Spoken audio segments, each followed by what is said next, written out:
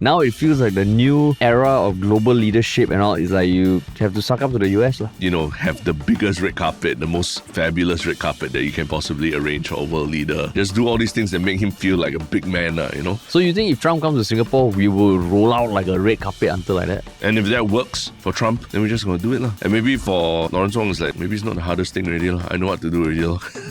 Can you imagine all the other people who had tough conversations with them? Hey, bro, I didn't know it was that tough, bro.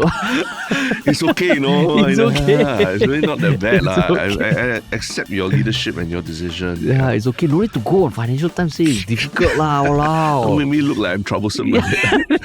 It's almost the holiday season, which means you might already be panicking about what to get your loved ones. But don't worry, we've got you. Because with our service called Folklory, you can create the most meaningful gift ever. A personalized podcast all about them. But what does that mean? Basically, one of our interviewers will chat with you or someone you choose about your loved one. All done over a simple 30-minute phone call. We'll ask about your favorite memories, inside jokes, and life moments, and turn that conversation into a beautifully edited podcast they can listen to forever. So it's a story about them told by someone who knows them best. And we make it super easy. No prep, no tech stress, no leaving your room. Just place your order and we'll handle the rest. We have recorded folklories for hundreds of people across over 20 countries. And we're proud to have a 5-star rating on Google across every single review. And if you want to make it extra special, we can send your folklory preloaded onto our limited edition folklory speaker. It's designed to look like an old school cassette, you know, for the feels, but it's actually a Bluetooth speaker. So you can play it anytime, anywhere. So order now at folklory.com or WhatsApp us at the link in the show notes. Trust us, it'll be one of the most meaningful gifts you have ever given. And now, on to the podcast. What's up, everybody? Welcome to another episode of Yala, your thrice weekly podcast where we talk about the hottest news with a touch of what, Terrence? Good old humor. Good old humor, man. Yeah. How's the weekend? Yeah, was okay. Quite relaxed. Quite relaxing after all the havoc of the last few weeks. Relaxing. Like, what was the most relaxing thing you did? I attended the 𝗏𝗶𝗀 𝗟𝗏. It was something really, I think it's to raise, it's advocacy for, the disabled. Yeah. So, it was a big event at Suntec City. Everyone dressed in purple, a lot of performances and all that. Yesterday, is it? Sunday? No, Saturday. Oh, Saturday. Yeah. But the one thing that was consistent throughout the whole festival, a lot of wide range of people, a lot of different abilities and everything, right? One thing consistent is that regardless of your condition or, whatever stage of life you're in and everything, everyone loves K-pop Demon Hunters. Oh, really? There were multiple performances of K-pop Demon Hunters. It was just blasting everywhere. And you still haven't watched the show also, right? I haven't, yeah. Have you? Not yet, man. Yeah. As long as I want to. The other day I went to a friend's house and his kids were watching it. I think re-watching it. Yeah. So and at least it's like a cool thing, not like Baby Shark or some shit like that. Yeah. Or even, I don't want to knock Frozen. Frozen is a good movie, right? But after a while, the whole princess thing just got a little bit overboard. Yeah. Right. Actually, I haven't watched Frozen also. Oh, yeah. Misogynist. So I'm a misogynist, yeah. Female lead, no thanks. No thanks. Yeah. Women acting, come on. Not for me. Yeah. That's why K-pop Demon Hunters also I won't watch. But I think it's quite inspirational. Even just the story of the singers themselves. Give chance. Yeah. As someone who, in media business and all that, it's not easy. And then the fact that the EJ is after many, many years of toiling away. I feel you're taking my statement a bit too seriously. All right. This is Yellow Butt. This is about it's not just about just giving a catchphrase and then moving on. This is about analyzing and enjoying conversation, Harish. True, but that would assume that my statements were not as problematic as they were. Yeah. Problematic statements. No, because I think myself, I started off I didn't want to watch K-pop Demon Hunters because it was. No, I do want to watch it. Yeah. No, it was I thought it was a chick thing. I don't want to watch it. No, some chick things are great. Yeah, okay. Like what? Can I just put you on the spot and ask you what chick things do you find enjoyable? What do you qualify as a chick thing? Okay, this is wading into cancel waters, man. That's right. Yeah. Yeah. Cancel Waters. Yeah, cancel Waters. Okay. You can think about it, and then later he'll give you some time to repent a little bit or so. Yeah, but it was a chill weekend. Nice weather. Yeah, all Menu fans lah. Menu fans all very happy now. Oh, right? yeah. True. I mean, for people who don't watch football, basically, the English Premier League is interesting times lah. A lot of teams that were in the lead were screwing up. Now teams that were languishing are now doing well, like Manchester United. Correct. As opposed to other leagues like the German league, where Bayern Munich is just storming away lah. But yeah, I mean, fun times. Yeah. So I mean, Manu hopefully. But I mean, we still got news to cover. Actually, over this past weekend, we were graced by Donald Trump in Malaysia. Which we can talk about as part of our first topic lah. Yeah. Which is what, Terence? I mean, it's actually part of the interview. I mean, a few days ago. I guess it was on the side or maybe leading up to the ASEAN summit. But the Financial Times interviewed our Prime Minister Lawrence Wong for half an hour, and what came out was pretty interesting, the stuff that he said. Yeah, I mean, the video was released on 23rd October, and within the first few days, there's already like 835,000 views. Yeah. I mean, Financial Times has like 1.35 million subscribers on YouTube, but just on YouTube, having a view count like that, quite impressive. And I mean, if you look at the commenters, Singapore politicians are really exceptional. Is it as if they are chosen based on competency? Wow, only 3 minutes into this video and I'm impressed. Yeah. What an unbelievably intelligent and well-spoken person. Yeah. So I mean, the interview goes on for 27 minutes, 43 seconds to be exact. And yeah, it was a few days prior, because when the interview asked, have you met Trump yet? He said, no, not yet. Hopefully when Trump attends the US ASEAN summit, which happened on 26 October, so Sunday, which happened in Malaysia. I mean, Lawrence Wong took a picture with him on stage, but don't know whether they actually chatted or met lah. Yeah. A lot of the longer conversations were with Anwar and Thai and Cambodian leaders. But coming back to this, I mean, generally the things he spoke about was, the post-American transition, the world with or without the US, the spheres of influence, ASEAN, tariffs, navigating US-China tensions, investments in the US, the role of Europe, any changes locally within Singapore arising from this global New World Order. And the question I guess got the most shareability was the biggest challenge as PM. Yeah. So, I mean, you watched the interview. Well, what are some thoughts that came to mind? I mean, high level, he's really like a policy wonk, right? Yeah. The economist. Yeah. But he's able to lay out his thoughts very clearly and do it and sound really quite intelligent doing it, right? And talking about global geopolitics and all. So it is. Every time I think he speaks to international media, quite impressive, because I think the reporter also wasn't just asking questions and just waiting for his reply and all. She was also trying to press him on certain issues, right, about Singapore's stance in the US-Trump dichotomy as well. But I think he navigated it quite well and didn't. Definitely sounded like smart lah. Yeah.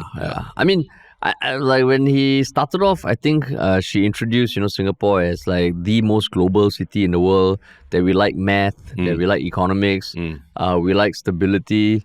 He's like, yes, of course. And then predictability, he was like, who doesn't? And it's a reinforcer of like, Singapore, we are all about the predictability and stability, which, I mean, not to say is a bad thing, but throughout the interview, I actually thought he responded to the questions pretty well.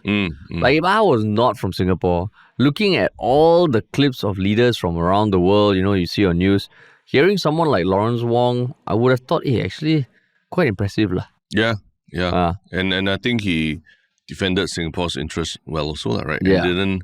I think she was trying to push him. Oh, you got to make a choice between the US and China and all that. And he, gave the answer that's the correct answer lah, which is like, I mean, whatever's in Singapore's biggest interest lah, right? Yeah. And being very realistic about where China is versus where the US is now and everything lah. Yeah, but you can also see the politician in him lah, because she would ask questions like, can you see a world without the US? I mean, he very intelligently skirted around that and just talked about, the reflection that the US stance has forced countries to take, and it is in their best own interest lah. Yeah. And then when she said, do you think Trump is right? he was like, yeah, to a certain extent, certain things, but no. And like, yeah, you can tell she's not the biggest fan of Trump. Yeah. Right. And I mean, definitely the language, since the last time when the tariffs were first introduced, and then I think Lawrence Wong in Parliament said that it's not what friends do to each other, right?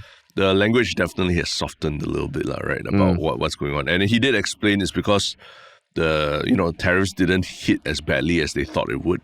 Firstly, that they were not at the numbers that they were first touted at, and secondly, there was a lot of work done to sort of buttress against the impact of tariffs, right? And of course, AI. AI investment. AI, man. That's AI. true. Yeah. There's a whole other topic about how AI investment is propping up the economy. Yeah. But yeah, so he did.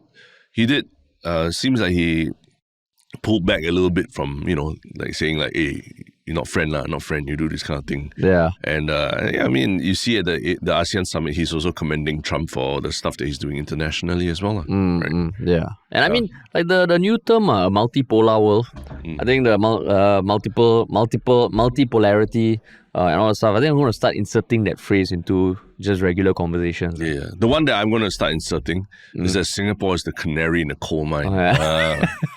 That one just sounds so smart if you bring it to a dinner conversation, right? Yeah, Singapore is a canary in the coal mine because of how exposed we are to global events and geopolitics. Yeah. And then he also said some Viva Momendi or something like that.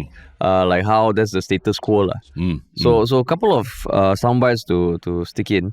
But I mean, like overall, contrasting with what went down with Trump coming to Malaysia. And I mean, have you seen some of the speeches or some of the bromance between Anwar and Trump. The bromances between Anwar and Trump and the other leaders. Yeah. Did you see? Yeah, I've seen the clips like Trump dancing with the people who welcomed him off Air Force One, and then I think Anwar sat the beast with him and everything. Yeah, it was like bromance. Yeah. So I mean, when you see that in contrast with what Lawrence Wong was speaking about, because to me, okay, so some of the highlights, I guess, from him being in Malaysia was it's a US ASEAN meeting, so it's him and all other leaders. It was chaired by Anwar, PM of Malaysia, because he's the rotating president now of ASEAN. And I mean, some of the things were a bunch of deals that Trump brokered with a few countries. He reiterated his support behind Southeast Asia. Of course, during his speech, he took a chance to take a dig at Biden, of course. He kind of witnessed a peace deal signed between the leaders of Thailand and Cambodia. The Cambodian PM, Han Manet, actually said they nominated Trump for a Nobel Peace Prize, even though the Thai acting PM, Anukin, said that, more politically correct answer of just caring about the interests of Thailand and not so much about awards. But I mean, it's kind of interesting to watch because on one hand, Lawrence Wong was very, politely kind of talking about the US withdrawing from being the global leader, imposing all these tariffs when there used to be none. Because he said, ideally 0, but now the new norm is 10. Yeah. But just a few days later, Trump coming to a summit and he's made all their lives harder. But it's just weird to watch. Because we've spoken about how now it feels like the new era of global leadership and all is you have to suck up to the US.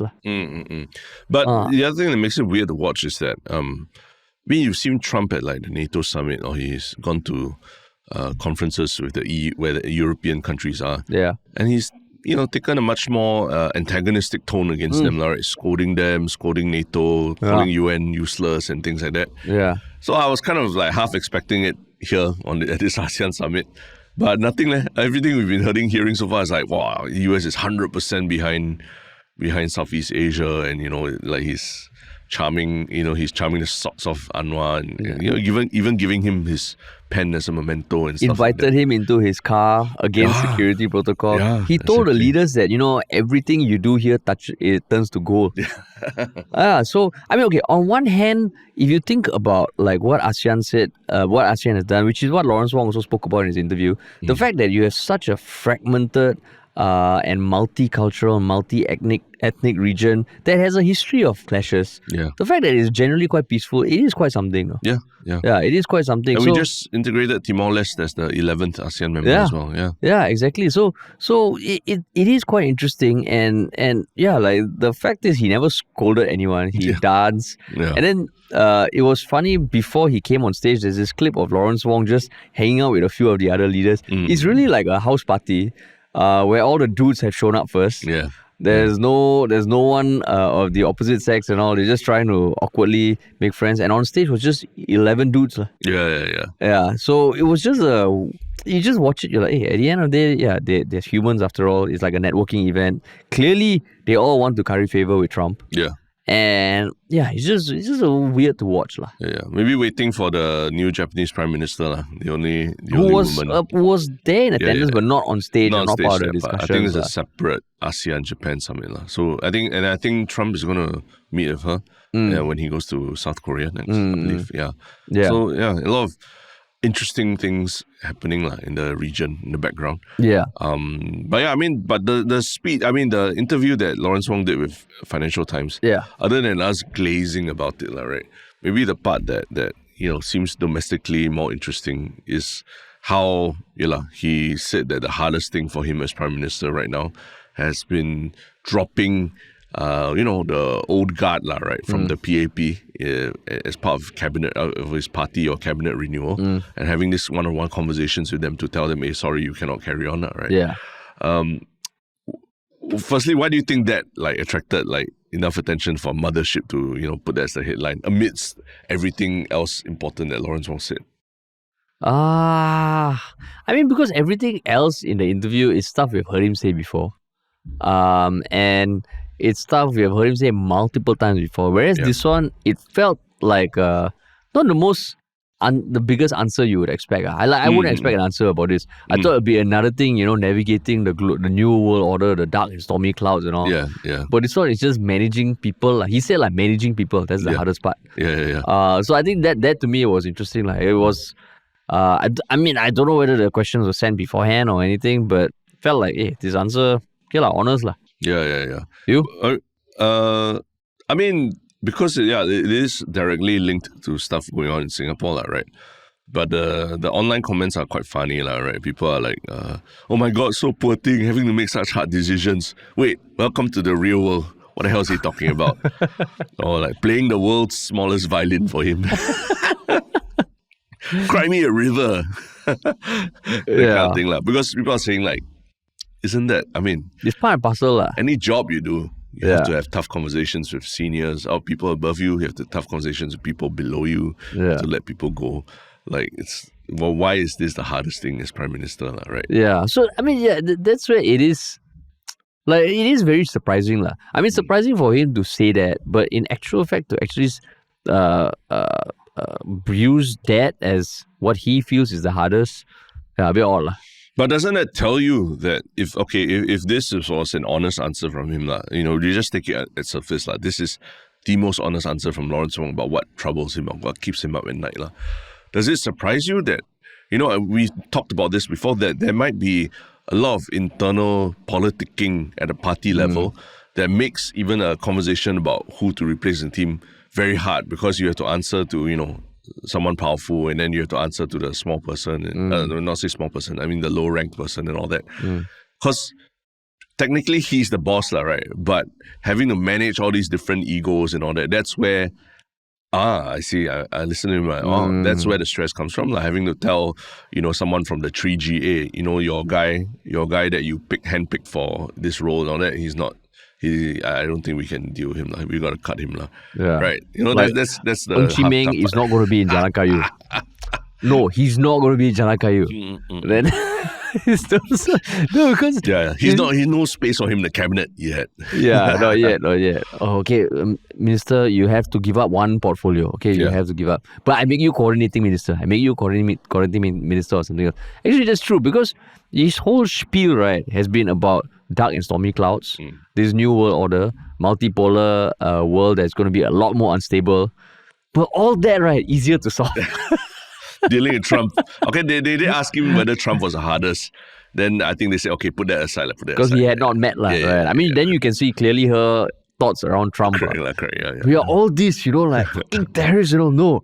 It's the feelings of my cabinet. Or maybe like what you say, like it hints at something under the surface.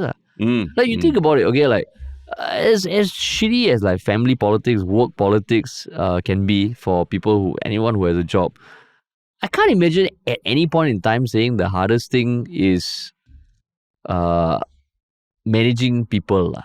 Really? I mean, okay, no, I can. But if you're a prime minister, because, okay, I would say, depending on your business, your family and all, yeah, managing people can be damn hard. But as prime minister, right, it feels like the things you're dealing with day in, day out is so much more weight that, because everything you see in global politics now, right, is almost emotions don't matter. Yeah. Right. So hearing it from Lawrence Wong, either he's like a very different kind of politician, made more compassionate, and people might think he is, but it just feels odd for a prime minister.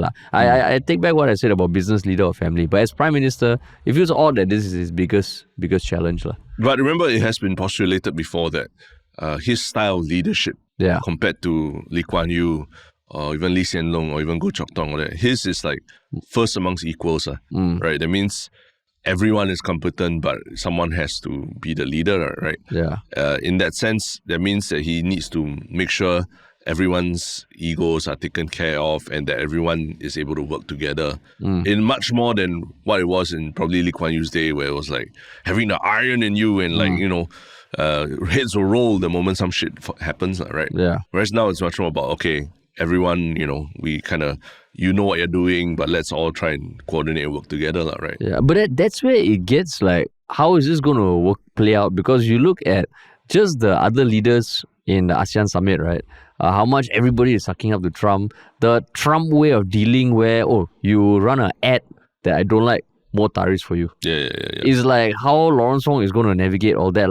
I mean, if you ask me, like, if really he cares that much about the people working for him and all, I would imagine that he cares that much for citizens and all. Let's give him the benefit of the doubt. But in dealing with other leaders, right? How's yeah? Well, maybe they figured it out already. Like, I think you can see that a lot of these ASEAN countries, I think they've figured it out already, right? Find some reason to nominate Trump for Nobel Peace Prize. And, have the biggest red carpet, the most fabulous red carpet that you can possibly arrange for a world leader. Yeah. And just do all these things that make him feel like a big man, So you think if Trump comes to Singapore, we will roll out like a red carpet until like that? I think so. I think there's been a lot of...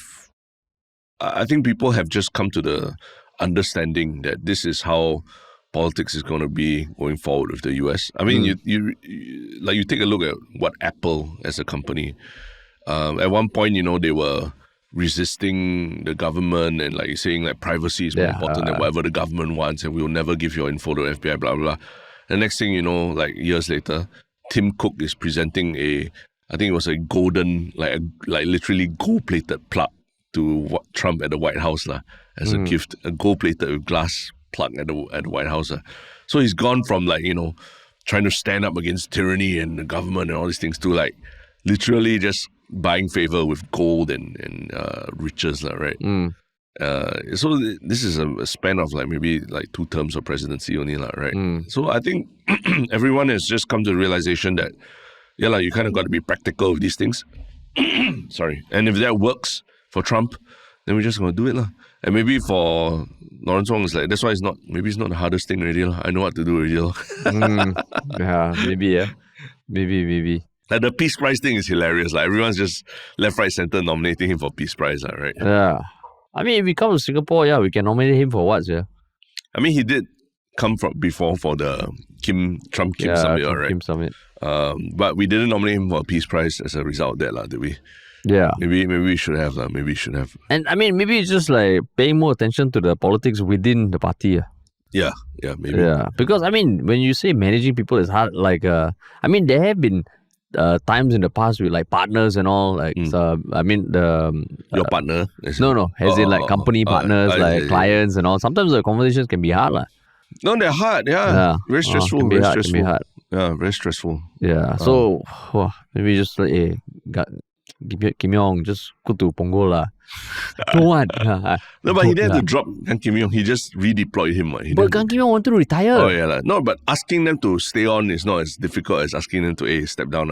Your time is done. True, which makes you think, Ng Han and all, did they want to step down or not? Actually, true. Yeah. You're right. This does... It does say something about the people who stepped down the last election. Yeah, exactly. Right? Was it voluntary or was it Lawrence Wong laying the smack down? Painful decision that he had to make. Right? Interesting. Yeah. I mean, it's a moment of honesty that, I think I mentioned before, watching him, I think it was a conference that we attended.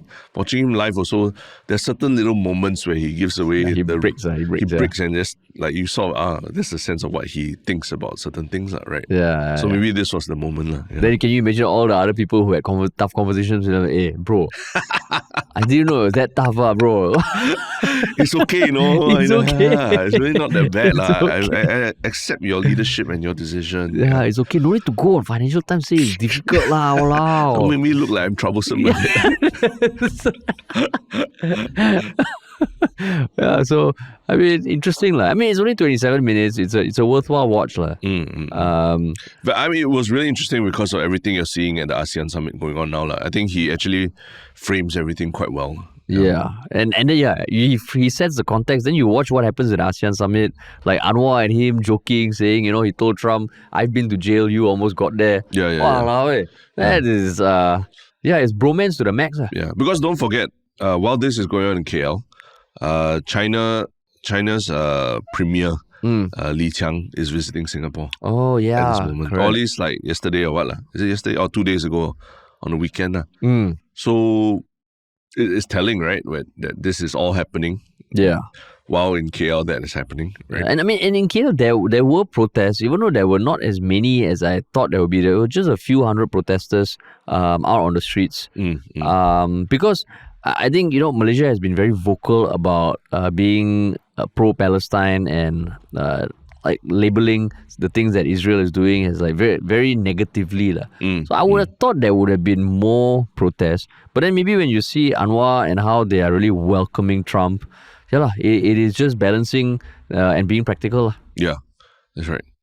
Oh, so interesting. But yeah, man. That's right. Cool. Hello there. If you're new to 𝗖𝗓, welcome. We cover the news from every angle, no matter how controversial. And we're going to keep creating the best possible content for as long as possible. So it would mean the world to us if you could hit the subscribe button down below. It's free and it'll really help this podcast continue to grow. If you're already a subscriber, thank you so much for being part of our journey. If you've been listening to us for a while but haven't yet subscribed, all I can say is, why not? I mean, it's free and it'll take 2 seconds. So just do it now. Come on, just do it. Just do it. Okay, I'm not going to stop until you do it. All right, done? Okay, great. Thanks. Yes. Transitioning to our next topic. I think it's a very important thing to point out that, we are on our next topic because people were wondering about the structure. Yeah. But yeah, we debate about a lot of things on this podcast, but nothing fires people up more than when we talk about Singapore food, right? Yeah.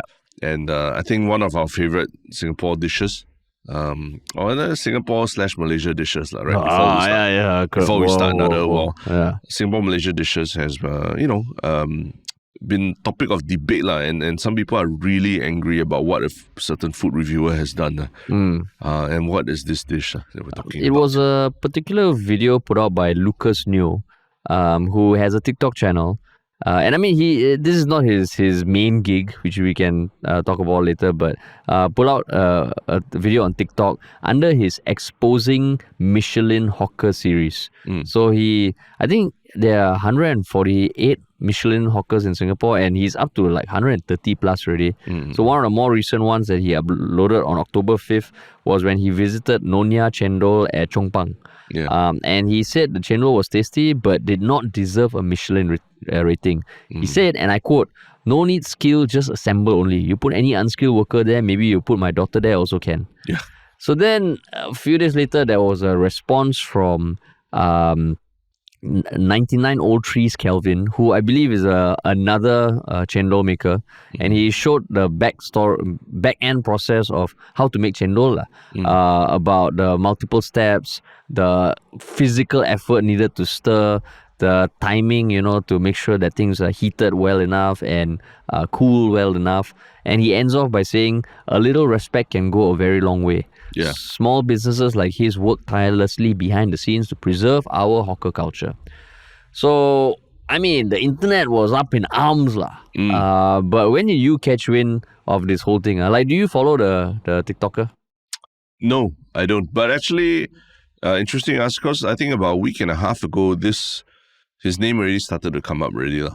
I think there were people in the F&B scene, or I don't know, other F&B influencers or something like that, were making posts talking about how, there's a lot of things that go on behind the F&B scene, a lot of sacrifices that hawkers and all make, local businesses, hawkers and all make. And they're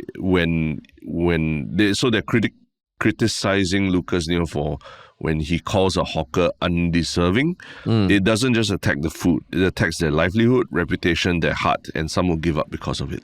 Yeah, so there was already some stuff going on, I guess. It's not just about the Chendol thing.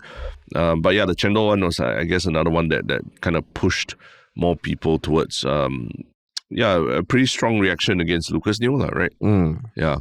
But for you, when do you first hear about this? This case, I haven't heard of this guy before. I didn't know about the series. I didn't know he's done so many videos. Yeah. And yeah, I think it's just a annoying thing to say, lah. From the 𝗬𝗃 news? Yeah, from 𝗬𝗃. Annoying? Why? Yeah, because I mean, how you say, it's very easy to look at certain roles and say, wow, that is really damn hard work. And it's also very easy to look at certain roles and say, hey, actually, what goes into that? We have got it multiple times. You only talk only. Yeah. So easy, right? Yeah. Last time when we were filming videos on the street, doing on the street videos, interview videos, hidden prank videos, you're like, you were speaking to not just lay people, clients also. But 3-minute video, very easy, right? Yeah. You just interview, okay, so can do 6 minutes or something. So you hear it, you're like, you're just looking at the outcome and really disrespecting what goes on in the back end. So even the series, I hate the name, exposing Michelin hawkers. Even that, I feel like, are you on a mission to kind of just shit on these hawkers or what? So that's where I haven't seen many of his other videos. Yeah, I think in more recent videos, okay, I'm not an expert on 𝗬𝗃. I've just seen a few of his videos. I think in more recent videos, he also has responded to this controversy by changing the name of his series to Exploring Michelin Hawkers. Yeah. Because exposing seems to be like there's something bad. Yeah, exactly. And I think inherently that might be the issue where you get more views when you say something more controversial about a type of food and all that, right? Yeah. Exposing them like they're cheating you or something, right? Yeah. But that said, is it really that wrong for someone to just have an opinion about, food, even as beloved as the food is in Singapore? I'm sure we all have had the experience where we've gone to eat a certain hawker who's Michelin starred or Michelin, bib gourmand, right? Yeah. And walked away disappointed, right? Yeah, yeah. And don't we have a right to just talk about it and just share our honest opinions, even if they are maybe unfounded in certain ways, right? Like saying Chendol doesn't take skill and all that, right? Yeah, yeah. I totally feel that, negative reviews are par for the course and it's totally fine. But maybe looking at what the series was called initially, it really feels like, I don't know what this guy is up for. Because I see some of his videos and some people commenting, agree with you, boss. What's the point of reviews if they're only positive? I'm not saying just keep your reviews positive, but you review it objectively. If you start off with a series called Exposing Michelin Hawkers, then only change it to Exploring after you get backlash, then I'm like, what was your starting point? You just want to be controversial for the sake of getting views. And I hate that kind of shit. Yeah, so it's almost you are guilty until proven innocent versus innocent until proven guilty. Yeah. If you want to go review food, sure. But if it's good, sure. If it's not good, you have every right to shit on it. But if you go in thinking all this is a scam and it was only if they prove their worth, then I will agree to their Michelin star. I think that's just not a good starting point. Yeah. And I think, having to to at least understand, acknowledge that when you, I think wrongfully also characterize the work of other people, like creating Chendol and stuff like that, as so easy that your daughter can just do it, just assembling it, right? I think that it's quite insulting, right? I think to people who work in that line. But not only that, but people, Singaporeans also, I love Chendol, right? I love Chendol a lot, and I know it's not easy to make, even if it's just assembling it. I mean, just keeping the ice block around and doing all that and making sure all the ingredients are fresh and stuff, that's not easy, right? Yeah. So I also don't like the belittling of our own hawker culture. Yeah. And that's what I think is rubbing a lot of people the wrong way as well, where it's not just about reviewing the food, but it's also about downplaying the kinds of efforts that hawkers already have to do on a day-to-day basis. They're already fighting wars on so many fronts and all that. Granted, we're not a charity either. We're not trying to keep zombie businesses alive, right? But there are hawker dishes that are going to become extinct, right? Yeah. And not because people are not putting in effort or what, right? But it's generally stuff like changing perception of hawkers, and just the livelihood of hawkers is at threat. Yeah. So stuff like this doesn't really help. And if it's going to be, the review is going to be at such a superficial level where literally you're saying that your daughter can also make this, is not difficult, then I think it's the criticism is deserved. Yeah, and if you want to criticize, you go criticize Michelin. Right. The hawkers are not giving themselves Michelin stars. Yeah. They got the star. So you go and shit on Michelin. It's not, say, one of those hawkers who have printed out fake articles and put there and making it seem like they got ratings when they don't. You are annoyed about the rating, but you're shitting on the wrong person. And I mean, looking at his TikTok, he fitness bro, right? And say, very easy to do 20 pull-ups. But you have documented how much you have cut your weight, the struggle to do this and all. Yeah, but people can say, you want to run, do high rocks, very easy, right? Just run. Yeah. Just put one step in front of the other, just run. Yeah. So the more I look at his content, the more we talk about it, the more I'm like, what the hell is this guy's point, man? But that's where I guess can you make the argument that him stirring shit like this and then subsequently inspiring, I think, what's the name of the place? 99. What's the name of the other hawker who responded to him? Let's see, 99 𝗏𝗟𝗏𝗔s. 99 𝗏𝗟𝗏𝗔s. He made a very interesting video showing how difficult it is to create Chendol, right? And the amount of the physical endurance in terms of like having to stand very close to the fire and things like that, right? And while cooking it and stirring it very slowly. And that was helpful in the sense of like the responses made me understand even more what goes on behind the making of Chendol. Yeah. I never assumed it was easy in the first place, but now I watch this, I'm like, wow, it makes Chendol really worth eating. That's why I didn't know those noodles and all, you have to boil it down into a paste and then... I thought they came in a packet and then you just shake it and then you just pour it in or what. But holy shit, like they have to melt individual little slivers of it, right? Yeah. So now I respect Chendol makers even more. Yeah. Which would not have happened if not for Lucas Newell. So is there something that we need more controversial food reviews like this to make us appreciate what we have? I don't know. That's like saying, Terence, after this I'm going to slap you 100 times. And then you make a video about how, you could tahan the 100 slaps to show your grit and tenacity. Yeah. So then that video might go viral. People, Terence will neck them strong. But the reason for it is like, for what? It feels like there could be other ways of doing this. Yeah, just maybe the intent of the video, the way it's phrased, the way it's branded, just like, that whole like, you are a scam until you prove yourself. For an award that you didn't really give yourself, it was this other entity that gave it to you. No, it is true. I mean, in some ways, when you call yourself exposing Michelin hawkers, you kind of like, you're almost like coming from an angle where you know, like you're saying like you know a lot more than everyone else about the industry or something, right? Like 𝗏𝗏𝗏 𝗏𝗏𝗏, but if you're not, and then like what are you exposing? Like the whole talking about the Chendol thing has kind of exposed you for not knowing the whole process already, right? Yeah. So what exactly are you exposing? And then you go and rebrand, exploring Michelin hawkers. Yeah. Sorry, bro. Yeah. You go expose the Michelin office, you go and expose the reviews there. Yeah. But I mean, also got people digging up his own personal profession and stuff like that. So should it? Yeah, I was going to ask you next, lah. Yeah. You think that is right that people are? Because I believe, I mean, not private, but he's like a financial planner, right? And he's got a team and everything, successful. It seems like it. Do you think it's right that people are calling for boycotts, emailing the insurance provider to cancel him and stuff like that? That one I feel is a bit much. Really? Why? I mean, you want to cancel him for what? Just a video he did that is annoying that you don't agree with? Not one video, like the whole thing of saying he's exposing Michelin hawkers. I think he's killing food culture in Singapore. I mean, that's the argument. You want to cancel hawkers? We cancel you. Yeah. So then it just feels this stupid, unnecessary fiasco. Then someone maybe will do a video exposing financial advisors. That's right. Yeah. But for you, them digging them up, calling for a boycott and all.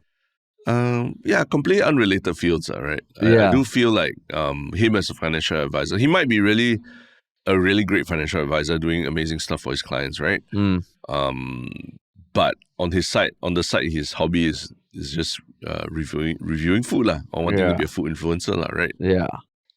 Should they be commingled and you judge his work as a financial advisor based on how he conducts himself as a food influencer? But then you can argue that he's shitting on people who are... He's not punching up, he's punching down.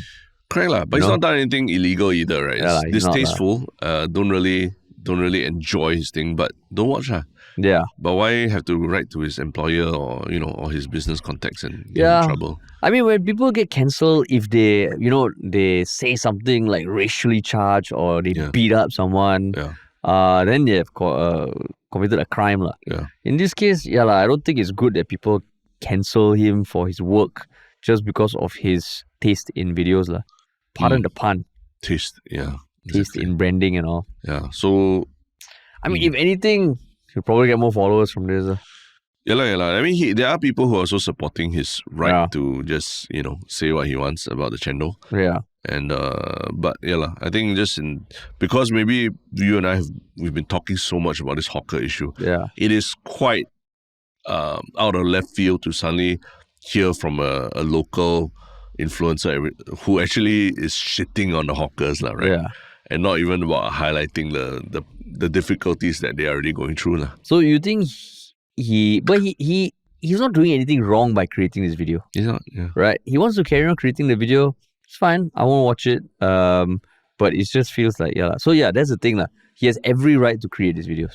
And he has reacted, calling it exploring Michelin hawkers and all that as well. So the backlash has Did he explain why? I mean, he said that this is too controversial, saying that he's exposing something. He did mention it. Okay. Yeah. So, got chance to repent, Harish. Must give chance. Oh, yeah. So, I mean, in the caption, he was like, the intention behind the word exposing was never meant to be negative or accuse the hawkers. Yeah. It was simply a buzzword used out of genuine curiosity. Still, I'd like to apologize for any misunderstanding. Moving forward, I'll be changing the name to Exploring Michelin Hawkers. So, okay. I mean, not to say it's the end of the road for him typing that, even though it's if I tell you, hey, Terrence, I'm going to expose your work ethic. Yeah. Already it's like, how is that not negative? Yeah. So, Yeah. So, okay. He and 𝘂𝗍𝗍 maybe need to have a sit down to talk about this. Yeah, that's why. But yeah, man. Yes. Cool. Awesome. So, what about your One Shiok Thing, man? One Shiok Comment. I got to pull mine up. Do you have yours ready? Yes. Let me pull it up. I have mine. I think on the last episode where we talked about on the bus service in Marine Parade, right? I think there was a comment on what do you call it, on Reddit that said, "Are we being too soft on the $1 million bus service just because it's a pilot?" Generally, to summarize the whole of the whole part of us talking about the Marine Parade bus is basically, oh, it's a pilot, so it's okay. And let's be frank, there's no delusion that this isn't an election sweetener or that this bus service will be here to stay. So watch every single election goodie now be a pilot, so it's okay when they pull it post-election. The pilot program train of thought doesn't even make sense to me. They are not content creators pitching a rom-com series. These people are MPs. So why are taxpayer dollars going to this? I'm just wondering why the softballs when it comes to certain topics. Is it because you know 𝗙cie 𝗂𝗍 and Shiok Comment will likely have the people paying attention to what is said here? 𝗙ṛish, I think that's like very squarely aimed at us, right? Yeah. This from 𝗬𝗪𝗏 on Reddit commenting about that. Yeah. So are we being too soft on the $1 million bus service just because it's a pilot, 𝗙ṛish? I mean, I would like to think that we're not. It is definitely not because of anyone fucking listening or anything. Hopefully when people listen to us, they can feel the honest thoughts that we share. Whether it's too soft, I mean, like I think when I first heard the $1 million thing, I also like, not really that much. But if you think about it, I mean, we have spoken to someone who runs his own bus company as well. And it is quite a few buses. When we were running our GE bus thing, even thinking about the cost of that, it all adds up. $1 million a year is like what, like 100, like 80 plus K a month, which, I mean, it's believable. It's believable. So if people want to say we are too soft, then so be it. I think the spirit of... Okay, so this is also assuming that the $1 million was not inflated, was efficiently run, not the most, money wasted here and there. If that's the case, then I would stand by what we said. For you?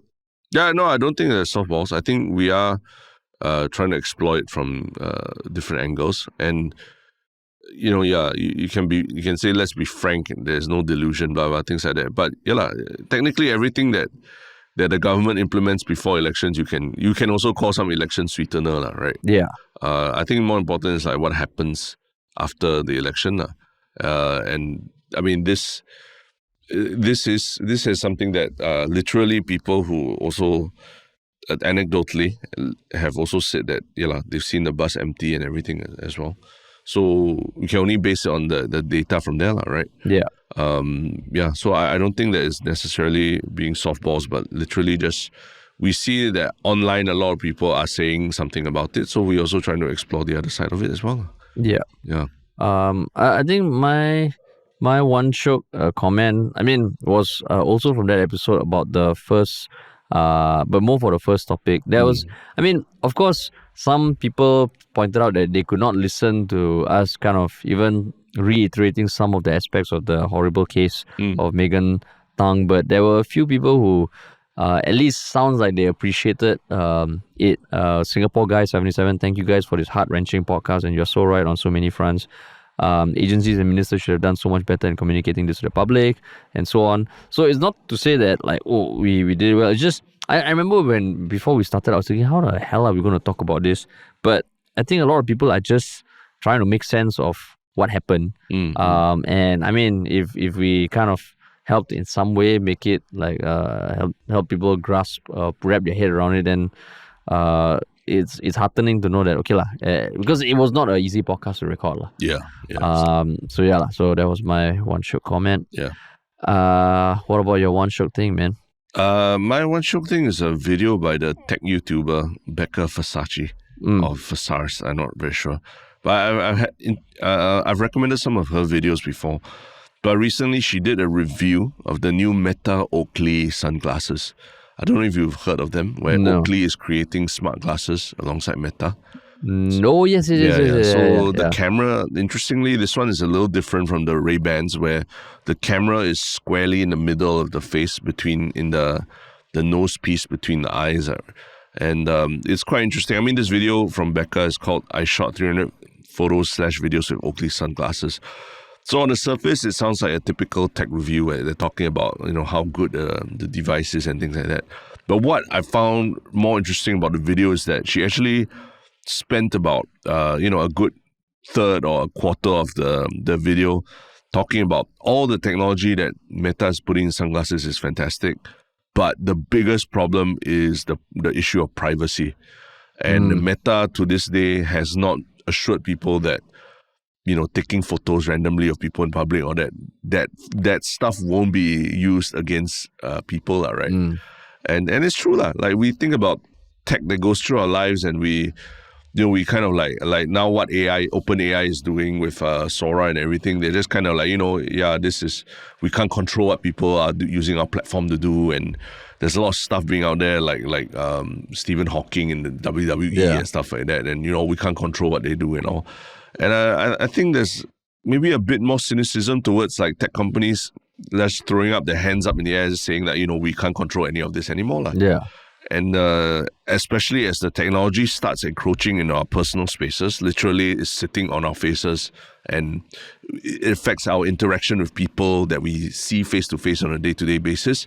I think that's where we need to be even more careful, really. So what's some of the tech? Because I'm looking at it. It actually looks pretty cool, the glasses. But what was some of the tech that she enjoyed? Because it's available on the market already.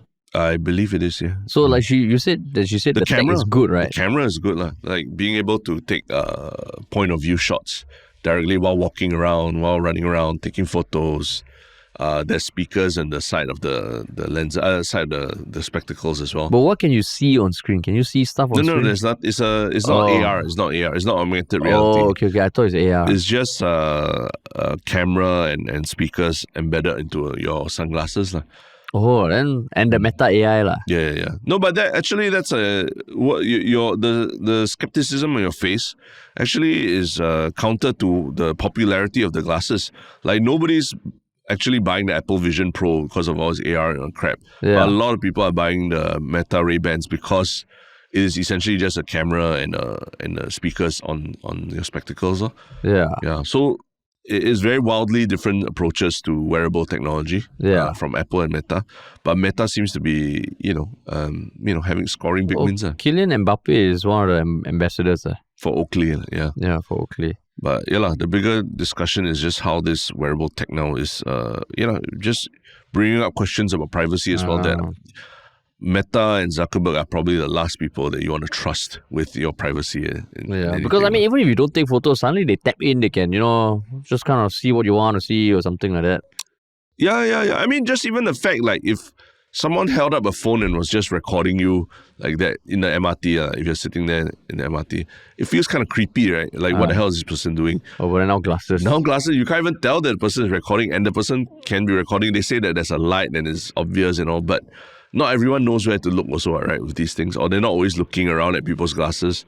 And so it's just, are we getting into this kind of society where creepiness is just part of the course, right? Yeah. And it's on everybody's, it's on your owners to protect yourself. Yeah. Like that's the thing about the tech companies are saying, like, oh yeah, we have no control over what users do and all. No, that's where the answer doesn't fly anymore, I feel. Wow, shit.